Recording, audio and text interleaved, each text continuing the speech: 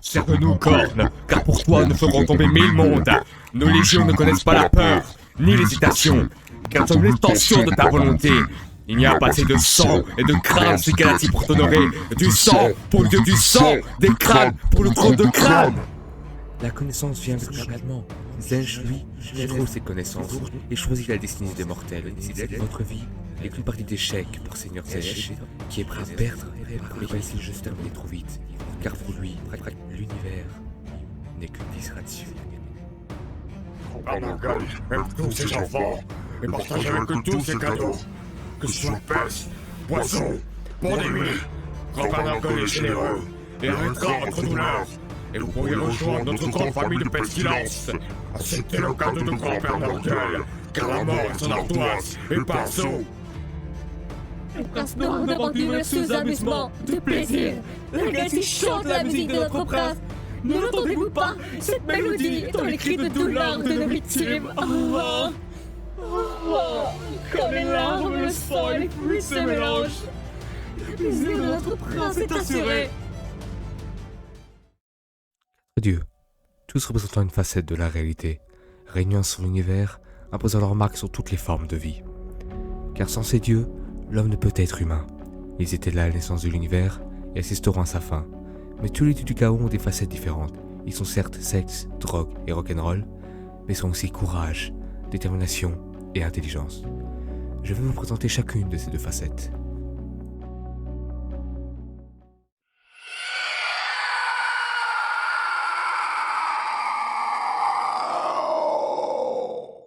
Il est dit que le jour où la première goutte de sang a coulé, Khorne est né. Lors du premier acte de violence, Khorne a ouvert les yeux. Lors du premier meurtre, Khorne s'est levé. Et lors de la première guerre, Khorne s'est assis sur son trône. Fait de crâne des victimes de ses conquêtes, entouré par des lacs de sang, restent de ses ennemis. Khorne n'en a que faire où et comment le sang coule, tant qu'il coule. Khorne n'en a que faire si tu tues tes alliés, ton frère ou ton père, tant qu'il reçoit notre crâne pour son trône. Et ses servants le savent, ils vivent du massacre et en ont besoin. Si vous servez Khorne, vous devenez un berserk, incapable de penser. Parmi ses servants, les plus grands sont sans hésiter, les goûteurs de sang, des démons géants porteurs de haches, étant la volonté incarnée de Khorne. Cependant, Khorne n'est pas que ça. Sans lui, pas de courage. Khorne et ses servants ne vous attaqueront jamais dans le dos. Il est aussi peut-être violence, mais c'est cette violence qui nous permet de défendre la vie de ceux qu'on aime, et il est la détermination qui nous permet de surmonter les défis face à nous. Khorne ne vous mentira jamais, il vous tuera simplement.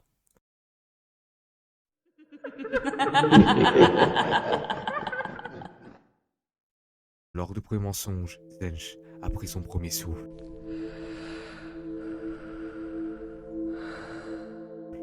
Lorsque le premier mortel a voulu savoir tout du monde, Zench a ri. Lors de la première conspiration, Zench a bougé sa main.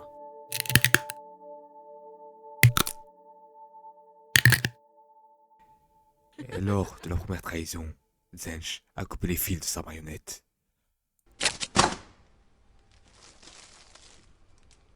Vous déjà voulu savoir tout du monde, découvrir tout ce qu'il y avait à découvrir et trahir tout ce que vous pouviez trahir? Pour chaque homme recherchant la connaissance, pour chaque homme conspirant pour trahir son allié, Zench en est la source. Dans le grand échiquier de la vie, il est celui qui tient le roi. Mais tout être vivant le vénérant doit se méfier, car ce dieu n'en a que faire de ses servants. Ils ne sont qu'une source d'amusement pour lui et ses expériences. Un jour, il jeta son plus puissant servant dans le lieu de naissance de l'univers, juste pour voir ce qui se passerait. Ses plus grands servants sont les changeurs de chemin, des démons à l'apparence de vautours, maîtrisant des magies dangereuses et oubliées. Mais sans lui, il n'y a pas de curiosité, de découverte. Sans Jens, certes, il n'y aura pas de conspiration, de trahison, mais aussi personne d'assez intelligent pour les découvrir. Pas de scientifique révolutionnant la science, et aucun professeur ne léguant ses connaissances. La vie sera dans un état de stagnation, sans aucun changement.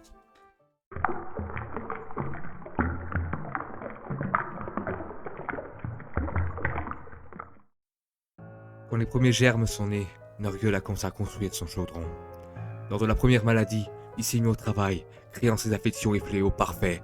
Et lors de la première pandémie, il savait qu'il avait réussi. Mort et petite fétition, Nurgle en est l'émissaire, car tout être vivant suppliant dans la délivrance de la mort, Nurgle répond, vous mettant dans un état de pure euphorie, alors que votre corps pourrit peu à peu, alors qu'il devient un habitat pour les ancêtres nécrophages, bloqué entre un état de vie et de mort. Nurgle traite tous ses servants comme ses propres enfants, tous l'appelant grand-père, répondant avec joie les cadeaux de leur grand-père, ces fléaux dans toute la galaxie. Ses plus répugnants sont les souillés, créés à l'image de leur père, existant pour l'aider à répandre la pestilence dans l'univers. Mais si Nurgle est mort, il est aussi vie. Il est le cycle naturel de la vie. Nous sommes nés de la terre, reviendrons à la terre et nourrirons la terre, et le cycle continuera. Sans Nurgle, il n'y aurait pas de nature. Ces marais regorgent de vie, de toutes sortes. Ils représentent aussi la stagnation, qui nous rassure, car à la fin de la journée, rien ne changera. Tout restera pareil.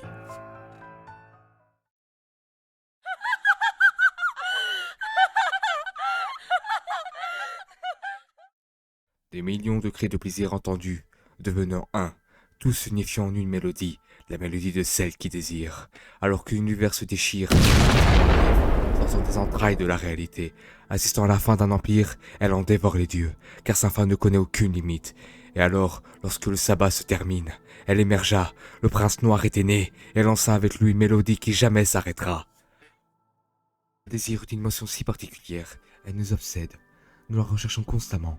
Slaanesh est le désir, tout désir qui est, qui sera. Slaanesh les a déjà réalisés, constamment à la recherche du prochain désir, qu'il soit matériel, artistique ou... Ces servants vivent dans un constant état d'euphorie, recherchant leur prochain objet d'obsession, que ce soit les corps de leurs ennemis pulvérisés en poudre, qui sniffent pour leur propre plaisir. Les servants les plus exaltés sont les gardiens de secrets, des démons d'apparence féminine et masculine. Ça donne un tout indice, tout comme créer des musiques à partir de leurs cris de plaisir et les cris de douleur de leurs ennemis. Néanmoins, n'avons-nous pas tous un objet de désir, un rêve à réaliser, tout comme garder nos proches en sécurité, nos amis, trouver l'amour, aimer? N'avons-nous pas tous été passionnés par un projet qui nous tenait à cœur? Sans Slaanesh, il n'y a pas d'amour, de rêve ou de passion. Sans Slaanesh, il n'y a pas de sentiment. Nous sommes les dieux du chaos, et les dieux du chaos sont nous. Face et pile de la même pièce. L'un ne peut exister sans l'autre. Alors, ne sont-ils pas si cruels car ils ne sont que le reflet de notre âme? Pour détruire les dieux du chaos, l'humanité doit changer. Mais est-ce possible? Est-ce possible dans le futur de Warhammer 40 000, dans ces cycles vicieux où il n'y a que hier? Qui sait? Qui sait?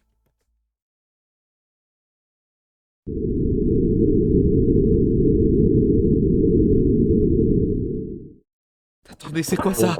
La vidéo est finie? C'est pas possible. Qu'est-ce que tu es? Non, non, stop. Ne te rapproche pas de moi. Reste où tu es. Stop. La galaxie t'a oublié. Tu n'existes plus. Tu m'entends? Tu n'existes plus. Enfant, de l'oubli je suis né. Et dans l'oubli je retourne. Tu ne peux pas te débarrasser de moi. Mes oubliés viendront me rejoindre. Un jour, quand toutes ces étoiles quand les dieux auront péri, je resterai. Je ne serai jamais un sauvage. Je suis malade. Dieu de l'oubli.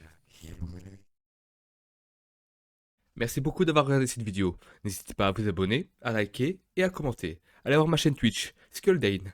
La prochaine vidéo devrait sortir dans 2, 3, 4 jours à peu près. Alors venez nombreux. Attendez, c'est quoi ça son...